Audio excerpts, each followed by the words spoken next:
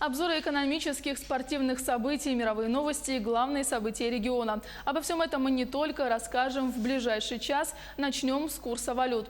На сегодняшний день курс рубля к иностранной валюте, установленный Центробанком, составил за доллар 64,42, за евро 71,23.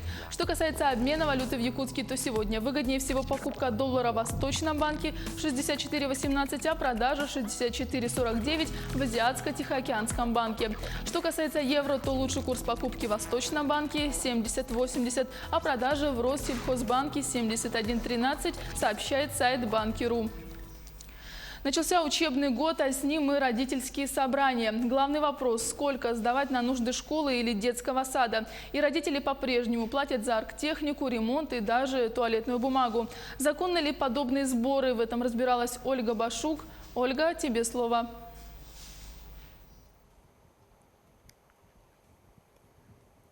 Здравствуй, Юлия. Начнем, пожалуй, со статистики. ОНФ и Фонд национальные ресурсы образования провели опрос. Сколько стоит бесплатное образование? Участие в нем приняли более 1500 человек из 84 регионов страны.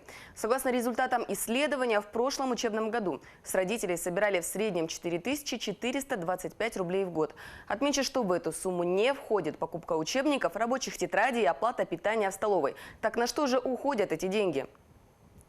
Чаще всего родителям приходится платить за ремонт школы или садика. Согласно опросу, за счет родителей образовательные учреждения приобретают мебель и шторы, моющие и чистящие средства, бутилированную воду и туалетную бумагу.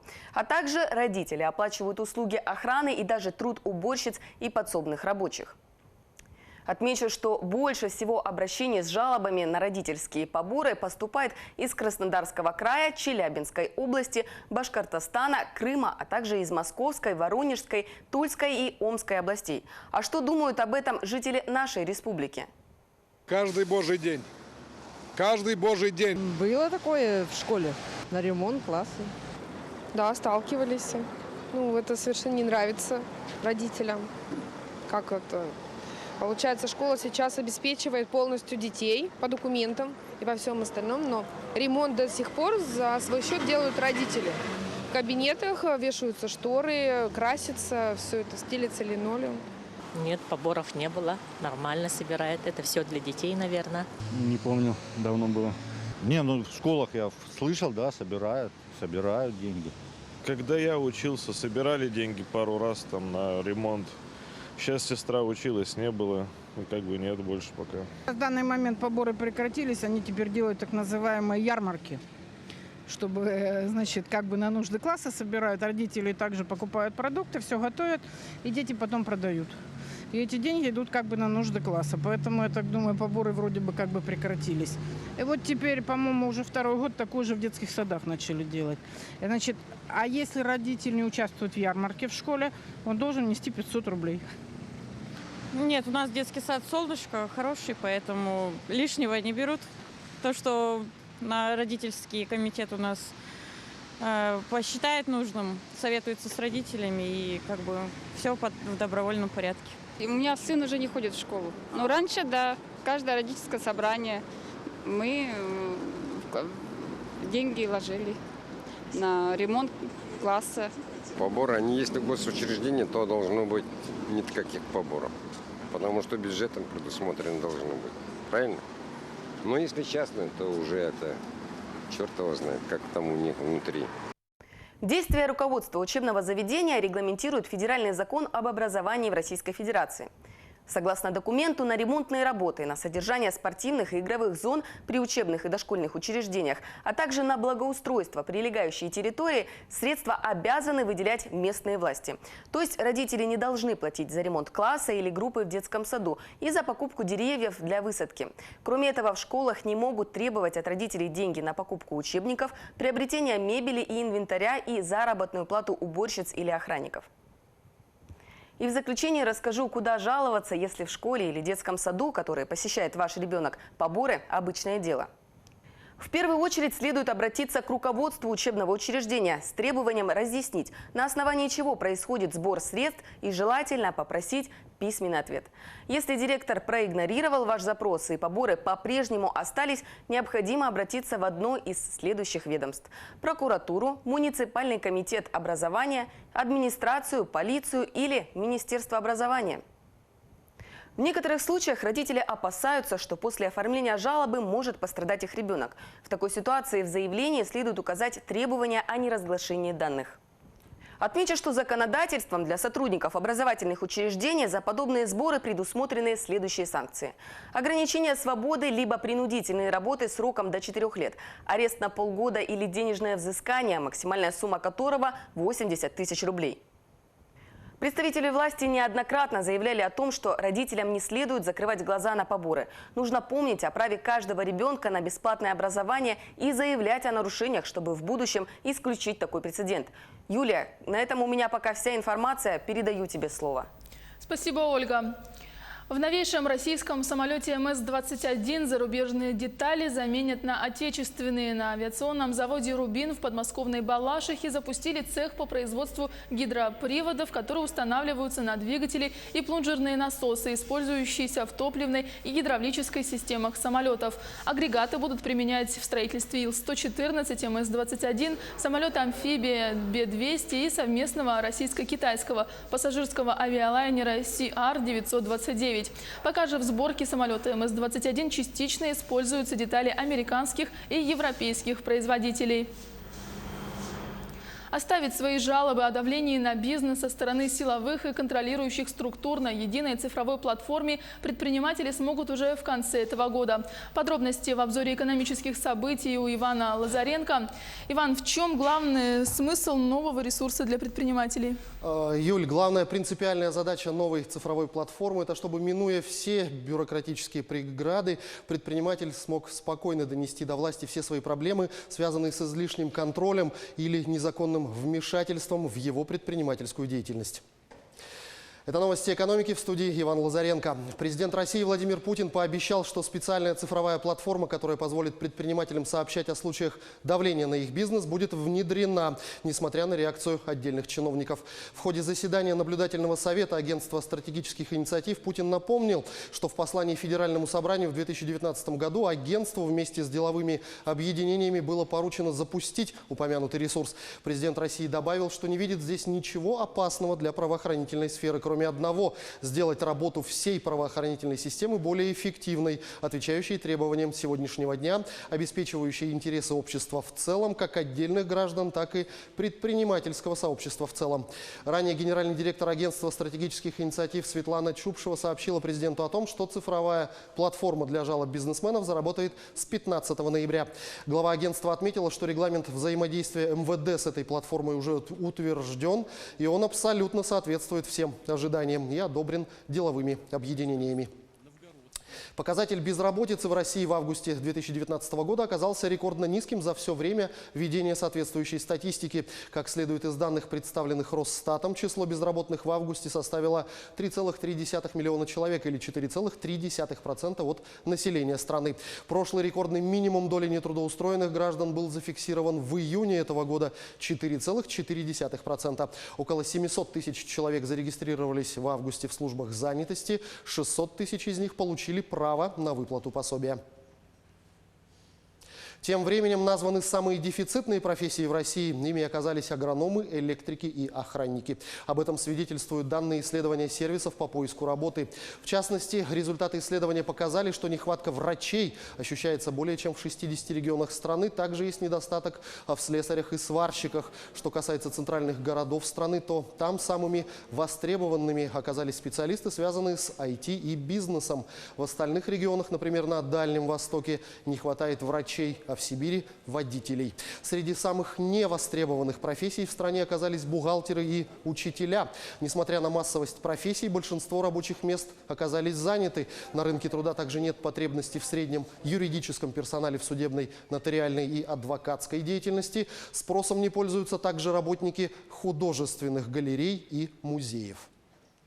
Счетная палата провела мониторинг реализации 12 национальных проектов и рассказала о рисках недостижения целей, которые в них поставлены. Уточняется, что в ходе анализа были выявлены схожие системные недостатки, среди которых проблемы в управлении, а также размытость ответственности и полномочий между оргструктурами и должностными лицами. Эксперты считают, что причина неэффективности нацпроектов может лежать в системе госуправления. По их мнению, необходима корректировка показателей национальных целей, а также улучшение механизмов госрегулирования. Общие выводы мониторинга по нацпроектам уже представлены в Кабмин. Анализ реализации будет продолжен и в дальнейшем. Россиянин может получить весь набор предпенсионных льгот, но в разное время. Так, новыми федеральными льготами граждане могут воспользоваться за 5 лет до выхода на пенсию. В этом году для женщин предпенсионный возраст наступит с 51 года, а для мужчин с 56 лет. Данные льготы подразумевают право на 2 оплачиваемых выходных дня для диспансеризации, пособие по безработице на уровне прожиточного минимума, переобучение, а также повышение квалификации. Что касается федеральных налоговых льгот, то они положены россиянам, достигшим возраста прежнего выхода на пенсию для женщин 55 лет, а для мужчин 60. В это время граждане освобождаются от уплаты земельного налога с 6 соток земли, от имущественного налога на дом и гаражи до 50 квадратных метров. Если же участок или гараж превышает эту площадь, то налог будет начисляться только на оставшуюся часть. Региональными льготами могут воспользоваться предпенсионеры в возрасте 55 и 60 лет для женщин и мужчин. Соответственно, речь идет о скидках на проезд в городском и железнодорожном транспорте. Также предоставляются скидки на оплату капремонта и коммунальных услуг. Исключения составляют регионы-льготники, в частности, северные территории. Там предпенсионерами становятся раньше. На этом у меня все. Оставайтесь в курсе экономических событий на Якутия-24. Юль, ну а актуальная информация о ситуации в экономике в следующих выпусках. Спасибо, Иван. Полицейский открыл огонь по сотрудникам полиции в Москве, в результате чего 1 человек погиб, еще 1 ранен. Как сообщила пресс-служба МВД, при проведении оперативно-розыскных мероприятий сотрудниками полиции в ходе задержания сотрудника патрульной службы последним были произведены выстрелы из огнестрельного оружия, в результате которых 1 сотрудник был тяжело ранен и скончался на месте, а 2 госпитализирован в медицинское учреждение в тяжелом состоянии. Следователи открыли уголовное дело по факту нападения. Мошенники идут в ногу с технологиями и часто используют для своих преступлений современные средства. Как именно они обманывают людей, расскажет мой коллега Юрий Осипов.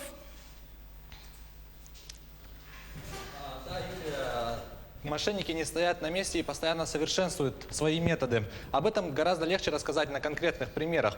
Так, допустим, совсем недавно якутянину стали поступать звонки от неизвестных, которые представлялись сотрудниками банков.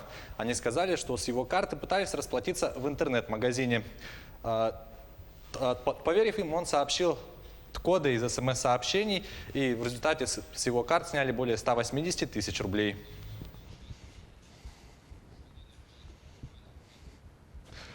Здравствуйте! Вы смотрите обзор чрезвычайных происшествий, в студии Юрий Осипов.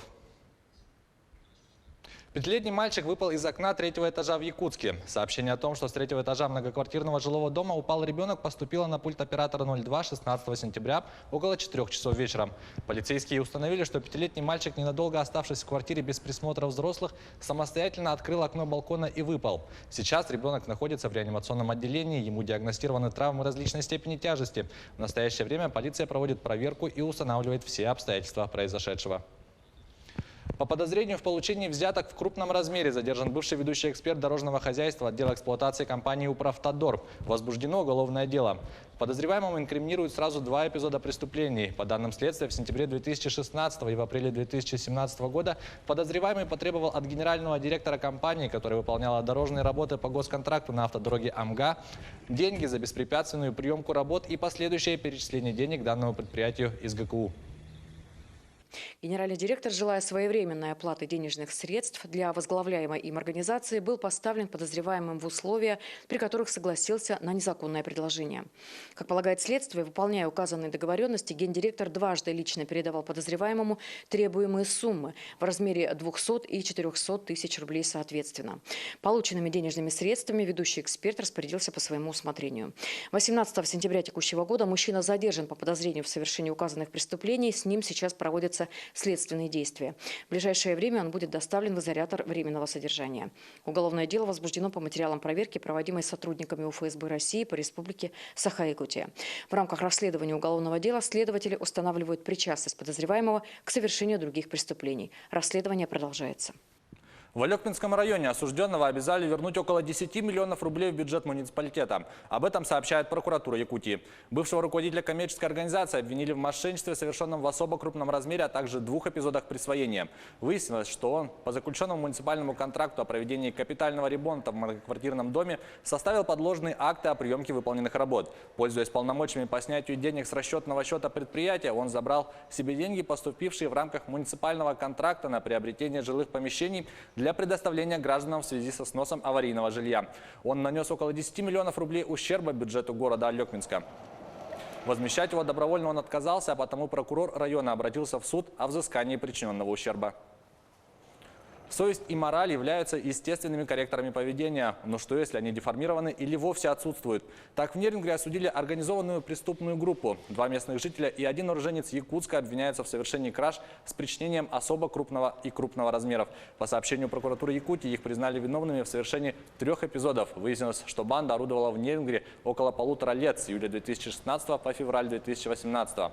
Каждое преступление они тщательно планировали, распределяли между собой роли с учетом собранной информации, выбирали квартиры, способы совершения краж и орудия преступлений. Для обеспечения конспирации использовали сим-карты, оформленные на других лиц, и предусматривали возможность обеспечения себе алиби. В частности, подсудимые, зная нахождение в квартире одного из предпринимателей ценного имущества, решили проникнуть в жилое помещение через окно, однако ошиблись с номером квартиры и попали в квартиру пенсионерки, где украли 3 комплекта постельного белья и 900 рублей мелочью, хранившейся в копилке на подарок внуку. Впоследствии мужчины все же проникли в квартиру предпринимателя, где похитили имущество на общую сумму свыше 3 миллионов 883 тысяч рублей. По результатам рассмотрения уголовного дела суд с учетом мнения государственного обвинителя приговорил 2 подсудимых к 7 годам лишения свободы, 1 к 6 годам и 6 месяцам лишения свободы с отбыванием ими наказания в исправительной колонии строгого режима. Приговор не вступил в законную силу. Это была рубрика «Чрезвычайные происшествия». Берегите себя. Юлия, это были самые интересные события. Мы продолжим следить за событиями. Спасибо, Юра.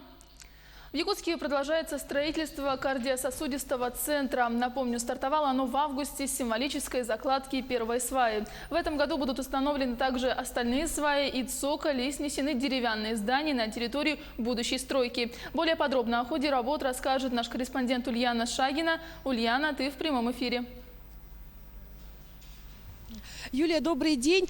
Мы сейчас находимся на территории Сергеляхского шоссе. Именно здесь в 2021 году в Якутске появится еще один кардиологический центр на 150 койко-мест. В настоящее время здесь по площадке установлено 450 свай. Под основное здание установлено цокольное перекрытие, забетонированы лестничные клетки. До конца года будут уже видны реальные очертания нового центра, а также будет возведена сама коробка здания. Напомним, новое здание первого кардиологического диспансера было открыто в Якутске в конце 2012 года. Здесь проводится широкий спектр исследований, есть база клиника диагностической лаборатории. Между тем, строительство второй очереди кардиососудистого центра должно стать новым этапом в реализации самых передовых технологий диагностики и лечения пациентов с болезнями сердца и сосудов. А не секрет, секрет, что в Якутске сегодня работают высококвалифицированные врачи. Они уже провели первую на Дальнем Востоке операцию по пересадке сердца. И в новом кардиологическом центре подобные операции также не будут редкостью. И рядом со мной сейчас находится первый заместитель министра здравоохранения республики Егор Прокопьев. Егор Спиридонович, расскажите, пожалуйста, что именно планируется в новом центре? Ну, во-первых, это вторая очередь кардиологического диспансера, то есть при вводе данного объекта мы завершаем какую-то логическую систему для оказания медицинской помощи кардиологическим больным. Вообще кардиологическая помощь в нашей республике начала организовываться в 2010 году при реализации программы помощи сосудистым больным, то есть мы открыли региональный сосудистый центр, первичные сосудистые отделения, то есть выстроили ту систему маршрутизации для оказания специализированной кардиологической помощи. Ну, несомненно, на базе республиканской больницы номер 1 имеется отделение кардиологии и отделение кардиохирургии, также отделение сосудистой хирургии. То есть при вводе данного объекта мы выстроим систему оказания кардиологическим больным, то есть это будет единое окно, то есть мы можем оказывать всю медицинскую помощь кардиологическим больным, в том числе специализированные, в том числе высокотехнологичные в данном объекте. То есть для этого нам необходимо уже предусмотрено оборудование, это ангиографические установки, магнитно-резонансные томографы, это тяжелое оборудование, а также предусмотрена гибридная операционная. Ну, гибридная операционная, она подразумевает один операционный зал, то есть проведение операции на открытом сердце, а также использование ангиографической установки в данном операционном зале. Что мы получим при организации такой системы? То есть, если посмотреть историю нашей статистики, то в 2011 году по нашей республике мы смертность получали очень большую от болезни системы кровообращения. Приблизительно 4400 человек у нас умирало в 2011 году.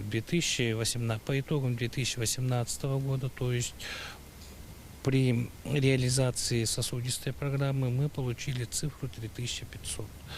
То есть при вводе данного объекта к 2022 году мы должны снизить смертность на 500 человек. То есть к 2024 году мы должны еще снизить на 300 человек.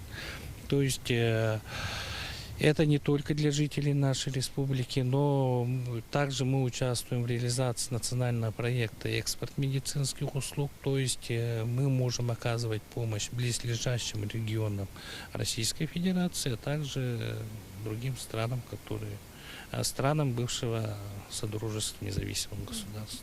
Спасибо большое. Ну а мы продолжим. В новом центре будут все условия для больных, одно- и двухместные палаты. Здесь будут установлены санузлы, будут в каждой палате, также доступ к интернету и телевидению, а также с применением умных и энергосберегающих технологий. Площадь объекта 16 тысяч квадратных метров. Восьмиэтажное здание рассчитано на 150 койко-мест. Финансирование объекта составит более 4,5 миллиардов рублей. Новый объект будет связан с переходом с консультационно-диагностическим центром Национального центра медицины. Объект входит в программу развития центров экономического развития Дальнего Востока. Строительство кардиоцентра требует больших финансовых вливаний. Естественно, без федеральной помощи здесь не обошлось. Поэтому этот вопрос строительства этого центра так долго стоял на повестке. Но благодаря упорству и прекрасной работе нашего руководства и правительства республики проект получил одобрение в федеральном центре. Контроль за использованием денег осуществляет Министерство Российской Федерации по развитию Дальнего Востока и Арктики. Всего по этой программе из федерального центра регионы Дальнего Востока получат 95 миллиардов на строительство социальных объектов, помимо больниц и ФАПов. Это также школы, спортивные и культурные мероприятия. Юлия, у меня все. Спасибо, Ульяна. Я напомню, на прямой связи со студией была наш корреспондент Ульяна Шагина.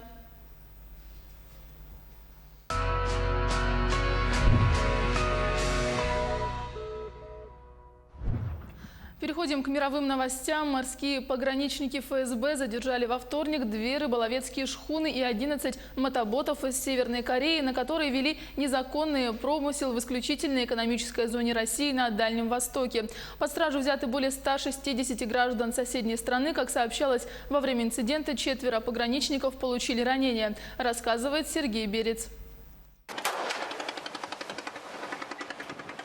Федеральная служба безопасности России обнародовала в среду видеозапись задержания северокорейских рыбаков после инцидента со стрельбой в Японском море. Накануне морские пограничные патрули обнаружили рыболовецкие суда из КНДР, занятые браконьерским промыслом в исключительной экономической зоне России. Об итогах операции рассказала официальный представитель пограничного управления ФСБ по Приморскому краю Альбина Проскуренко. В результате скоординированных действий сил береговой охраны, авиации и подразделений специального назначения российскими пограничниками задержаны 2 рыболовные шхуны, 11 мотоботов, а также 161 гражданин КНДР. Обнаружены и изъяты запрещенные орудия лова и незаконно добытые морские биоресурсы. Она добавила, что среди иностранцев есть пострадавшие. Им оказана необходимая помощь. Во вторник экипаж одной из северокорейских шхун напал на пограничный наряд, который высадился на борт судна нарушителя для осмотра. 4 российских военнослужащих получили ранения. Их состояние не внушает опасений. Задержанные суда вместе с экипажами пограничники отконвоировали в порт Находка. Чрезвычайные происшествия, в том числе со стрельбой, периодически случаются в Японском море. В октябре 2016-го российский патрульный корабль открыл огонь по северокорейскому судну, экипаж которого вел себя агрессивно. 1 человек был убит, 8 ранены. 2 месяца назад власти КНДР задержали судно под российским флагом. Экипаж состоял из 15 граждан России и 2 южных корейцев. Спустя 2 дня всех отпустили. Добавлю, что все 4 российских пограничников, пострадавших при нападении северокорейских рыбаков в Японском море, госпитализированы, их состояние стабильное. Сообщалось, что пограничники в четверг приведут в Приморский порт Находка задержанные северокорейские лодки. Возбуждено уголовное дело, задержаны 2 рыболовецкие шхуны, 11 мотоботов, а также 161 гражданин КНДР. Среди иностранцев есть пострадавшие, которым оказана необходимая помощь. А тем временем на Сицилии лодки-призраки высаживают нелегальных мигрантов прямо на пляже.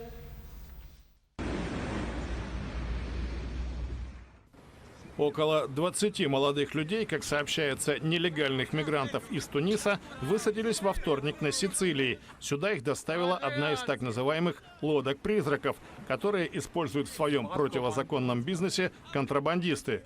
Вновь прибывшие на пляж Сан-Леоне неподалеку от Агридженто приветствовали снимавшего их оператора НПО Мари Амико на сицилийском диалекте «Чао Бедду» или «Привет, красавчик».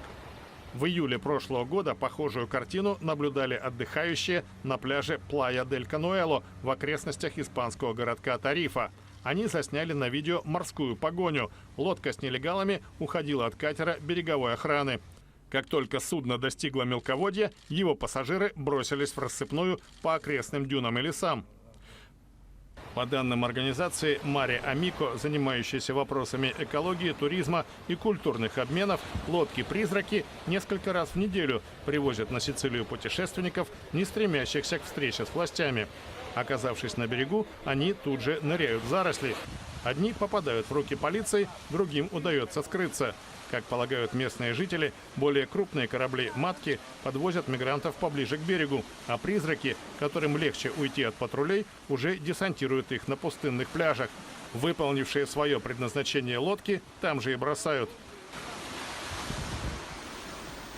Выставка 65-летнего художника Николая Насеткина «Нефть. Личная история» открылась в среду в новой Третьяковской галерее на Крымском валу. Автор работ попытался осмыслить значение нефти в истории современной России. Подробности у Анастасии Дмитриевой. Картины Николая Насеткина выполнены густыми черными мазками. Российский художник использует в своих творениях не только краски, но и суспензии сырой нефти. В среду в новой Третьяковской галерее в Москве открылась выставка 65-летнего мастера.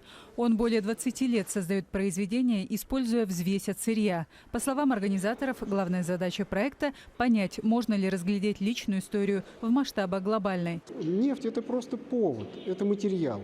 Это тот материал, который мы питались плодами в те времена, а теперь мы питаемся, так сказать, недрами земли, которые уходят и которые для нашей страны, я не знаю как, то есть оно является и богатством, и силой, и в то же время для нас, для простых людей, в общем-то, как-то она для нас, так сказать, не доходит, это нет. В экспозицию вошли 25 произведений, включая живописные и графические работы, панно, в том числе один из наиболее крупных по размерам объектов «Светопад», и документальный фильм. Он о родном селе художника Олешки в центральной части Воронежской области. По словам куратора выставки Кирилла Светлякова, работа Насеткина – это попытка показать современную Россию уникальным методом. Это исключительный случай, когда художник работает нефтяными суспензиями как живописец. И иногда с риском для жизни. Это очень опасная история.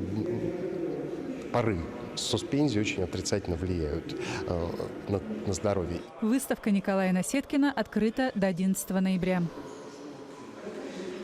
Десятилетний Максим Абрамов стал новой звездой среди скейтеров по всему миру. Мальчик из Санкт-Петербурга потерял ноги в пожаре, но это ничуть не мешает ему заниматься любимым делом. Продолжит Никита Конев. Российский десятилетний скейтер Максим Абрамов буквально 2 недели назад неожиданно для себя самого проснулся звездой соцсетей. Сам Тони Хоук, легенда скейтбординга, опубликовал у себя видео с мальчиком и назвал его новым любимцем. Объяснять, что так восхитило американца, не требуется. Максим потерял ноги в пожаре, когда ему было всего 18 месяцев. Его биологическую мать лишили родительских прав, а мальчика усыновила семья из Санкт-Петербурга. На рампу он попал, по большому счету, случайно. Я катался на скейте сначала, просто на пене, знаете, на первой, просто там. И нечаянно забрел в скейт-парк. И потом мама, когда мимо проходила, подумала, что мне может быть тренер, и я буду кататься на нормальной доске. Мне потом купили доску и нашли тренера. Тренера зовут Павел Мушкин. У него 11 тысяч подписчиков. В 3 раза меньше, чем у меня. Теперь мальчик упорно тренируется и мечтает об Олимпиаде. Пока, конечно, не о золотых медалях, а просто об участии. Но он с радостью рассказывает об успехах в скейт-парке. Я в жизни научился делать... представьте, что это рампа. Вот так. Я скатусь. Типа вот так, видите? Сворачиваетесь и снова туда съезжаете. Это называется шой де блан планете. И еще есть вот такой трюк. Я его сам научился делать без Паши. Паша пока там говорил по телефону, я его сделал. Без проблем. Тренер признает, иногда Максим позволяет себе слабости, но нахлынувшая популярность заставила его работать гораздо усерднее. А чё ж Хелло похоже? Это были мировые новости.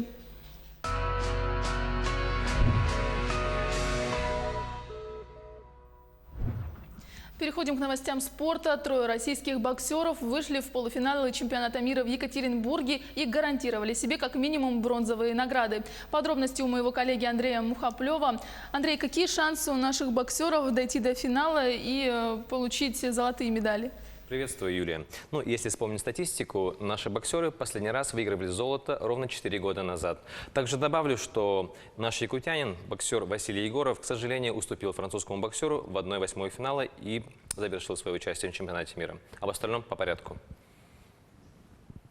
Добрый день, в эфире новости спорта, в студии Андрей Мухоплев. Трое российских боксеров вышли в полуфинал чемпионата мира и гарантировали себе как минимум бронзовые награды. Соревнования проходят в Екатеринбурге.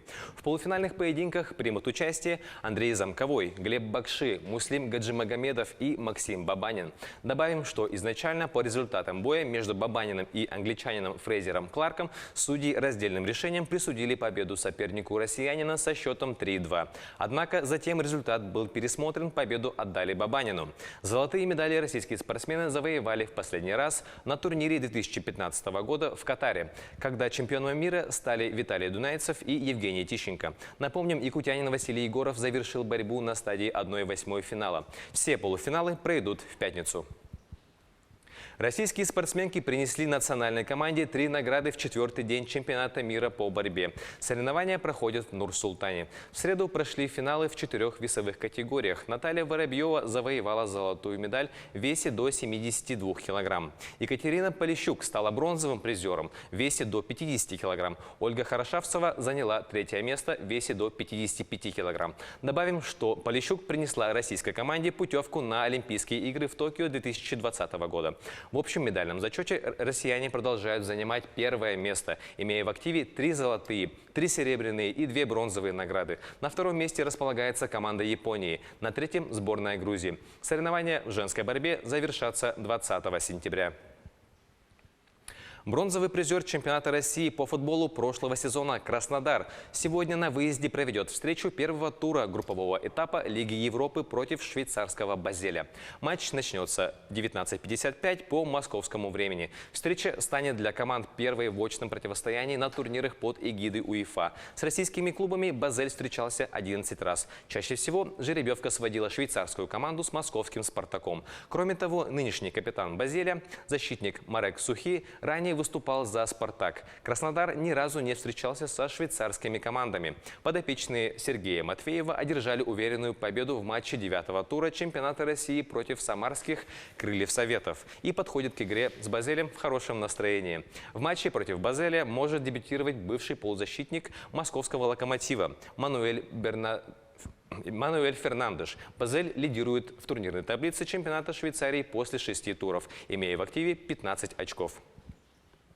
Российский нападающий клуба Национальной хоккейной лиги «Вашингтон» Александр Овечкин получит награду имени Уэйна Грецки от Зала хоккейной славы США. Об этом сообщает пресс-служба НХЛ. Россиянин, которому во вторник исполнилось 34 года, получит награду 12 декабря в Вашингтоне. Овечкин вдохновляет новое поколение американских хоккеистов, заявил президент Федерации хоккея США Джим Смит. Помимо отличной игры, он также внес огромный вклад в развитие хоккея за пределами льда. Награда имени Грецки вручается с 1999 года иностранцам, внесшим большой вклад в развитие и продвижение хоккея в США. В составе клуба Овечкин стал обладателем Кубка Стэнли в позапрошлом сезоне. Форвард трижды признавался самым ценным игроком регулярного чемпионата. 8 раз становился лучшим снайпером сезона. В составе сборной России форвард трижды выигрывал чемпионат мира.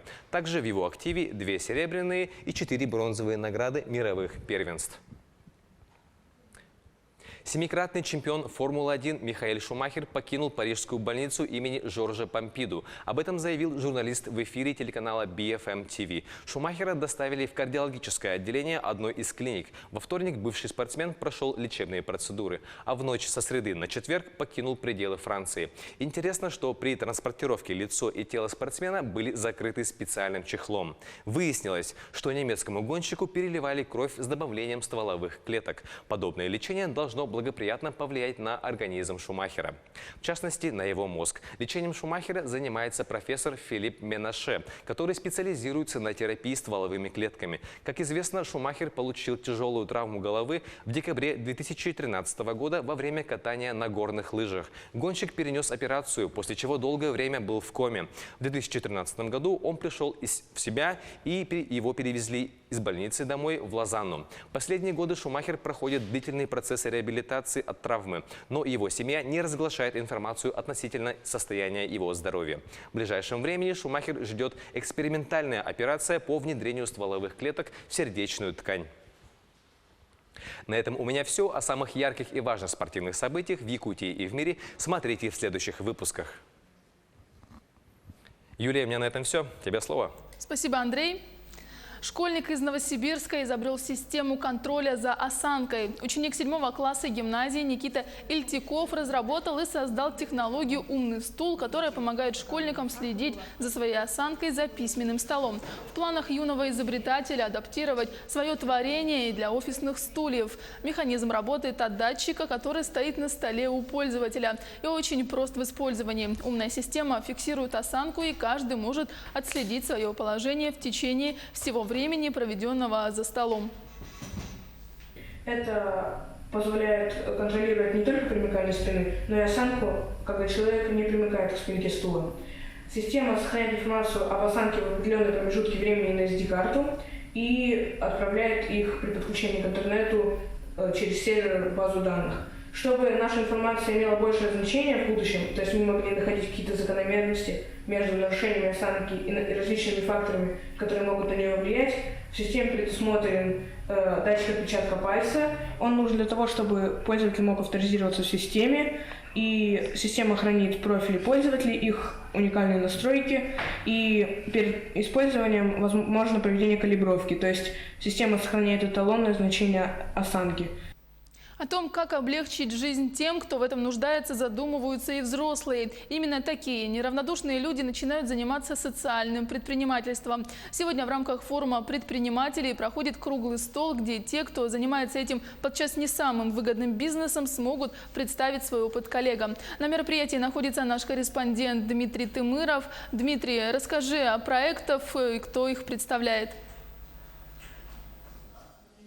Но я хочу напомнить то, что в столице республики сегодня второй день проходит форум предпринимателей. Сейчас мы находимся в республиканском медиа-центре, где проходит круглый стол на тему «Лучшие практики по социальному предпринимательству», где свои проекты приехали защищать представители 4 организаций. Это фонд «Харасхал», фонд «Семья для ребенка», фабрика предпринимателей и представители частного учреждения «Пансионат для пожилых и инвалидов». О каких проектах они будут рассказывать здесь гостям форума и федеральному эксперту нам сейчас расскажет директор республиканской бизнес-школы Наталья Харенко. Добрый день, коллеги. На самом деле, благодаря форуму предпринимателей, благодаря этому замечательному событию для наших предпринимателей стал возможен доступ к такому замечательному контенту. К нам в республику приехал очень знаковый человек. Это Дмитрий Богданов, представитель агентства стратегических инициатив, человек, который курирует социальное предпринимательство. И вот именно в данный момент происходит семинар, то есть общение тех людей, которые собираются реализовывать социальные проекты, либо уже зарегистрированы в качестве субъектов малого и среднего предпринимательства. Для того, чтобы ввести в курс дела нашего федерального гостя, для того, чтобы показать потенциал республики, мы как раз и обозначили крупными мазками, крупными штрихами вот эти проекты, о которых вы назвали в начале. То есть, да, действительно, мы гордимся тем, что уже есть определенные наработки в республике Саха-Якутия, но сейчас для нас важно сделать шаг вперед, сделать шаг, продвинуться к тому, чтобы каждый социальный предприниматель, каждый человек, который организовал НКО, точно знал, как можно заработать деньги и как это сделать максимально быстро и эффективно. Спасибо, Наталья. Но я хочу в конце сказать, что на территории республики сегодня работает более 50 тысяч предпринимателей, и часть из них вот именно занимается социальным предпринимательством. И хочу отметить, что форум предпринимателей завершится завтра, и они для гостей и жителей столицы проведут на площади Орджоникидзе масштабную акцию. На этом у меня все. Юлия. Спасибо, Дима. Я напомню, на прямой связи со студией был наш корреспондент Дмитрий Тымыров. Арнольд Шварценеггер, Джеки Чан и Павел Воля в одной картине в Якутске покажут нашумевший приключенческий фильм «Тайна печати дракона». Сегодня в столице республики состоится премьера, а накануне на предпоказе побывала Саргалана Федорова. Нет, нет, нет, нет, нет! Любимые многими кумиры Джеки Чан и Арнольд Шварценеггер выясняют в очном поединке, кто же сильнее в кунг-фу. Культовым актерам достались второстепенные роли. В основу сюжета легли народные легенды и мифы. Переплетены европейская, российская и китайская культуры. Это вторая часть саги Олега Степченко «Ви 3D», которая была снята по мотивам повести Гоголя. Это прежде всего отличается масштабом и расширилась аудитория. Хоть это и фэнтези, но обязательно вставлена наша история, российская история того времени, такими вот специально еще такими эмоциональными, спорными моментами, чтобы именно задавать вопросы и обсуждать эту картину. Над созданием картины трудилась команда профессионалов из 10 стран. Свой вклад внесли и якутские кинематографисты. Итоги этой работы успели посмотреть пока только в Москве и Астане.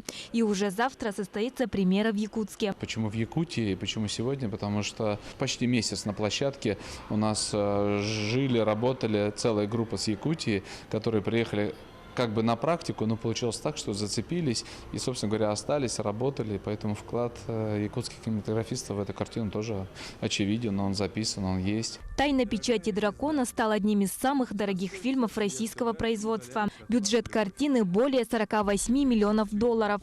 Станет ли он самым кассовым? Ожидаю увидеть очень такие масштабные, красивые картины драконов. Вот это все Азия, нам это очень близко. Главный герой – путешественник Джонатан Грин. По указу Петра I он отправляется в долгий путь, полный невероятных приключений. Сталкивается с диковинными существами, а также мастерами боевых искусств разных стран. В этой приключенческой картине все сказочные элементы на месте. Есть и добрые принцессы, и мудрые наставники, и, конечно же, злые ведьмы и жадные казначеи. Так что на фильм можно прийти всей семьей. Сегодня создатели фильма уже снимают третью часть франшизы. Но это будет уже другая, на этот раз индийская история. Саргалана Федорова, Павел Пахомов, Якутск. Дракон! И в завершении выпуска о погоде в крупных городах республики. В Алдане 5 градусов тепла, ветер 4 метра в секунду. В Ленске ветер дует со скоростью 3 метра в секунду, а столбик термометра остановился на отметке 4 градуса выше нуля. В столице Алмазного края в эти минуты +2, ветер 3 метра в секунду. А за окнами жителей Нерюнгри +6 градусов, ветер дует со скоростью 4 метра в секунду. В Якутске, в столице региона, прямо сейчас 7 градусов тепла, скорость ветра 3 метра в секунду. Оставайтесь с нами, еще больше информации на нашем сайте.